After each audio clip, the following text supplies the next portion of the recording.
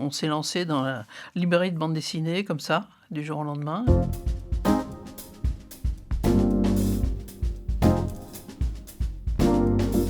Futuropolis, c'était un lieu de rencontre.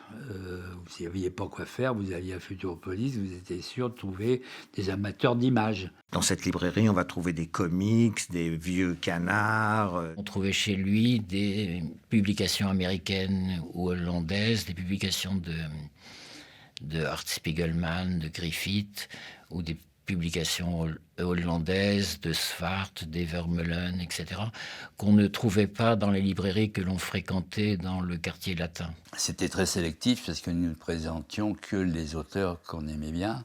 Il n'y avait aucun Astérix à vendre à la librairie. Il y avait même ce qui était un peu agressif. Toutes les mères de BD sont à vendre dans le supermarché d'à côté. Ici, il n'y a que du premier choix et que de la crème. Je vais tomber tout de suite copain avec Sestak et Robial. Sestak qui observe tout, on saura plus tard qu'elle va en faire des livres, y compris raconter Futuropolis. Elle est très drôle.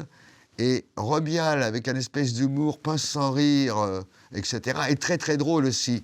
Et ils reprennent la boutique, ils la font vraiment vivre bien. Moi, ils me demandent qu'est-ce qu'il faut acheter en comic book, comme c'est ma passion. Alors je suis à la fois client et conseilleur. Ce qui m'intéressait, c'était les comics.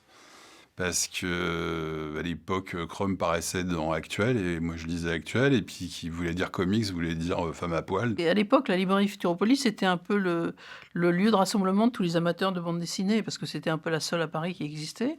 Et donc, c'est là qu'on a fait connaissance avec tous les amateurs, mais aussi les auteurs de bande dessinée, les débutants, les plus âgés, enfin, tout le monde se retrouvait là. Et donc, c'est là qu'on a eu envie, par exemple, c'est là qu'on a connu Tardy, c'est là qu'on a eu envie de lui proposer autre chose que ce qu'il faisait chez les autres éditeurs.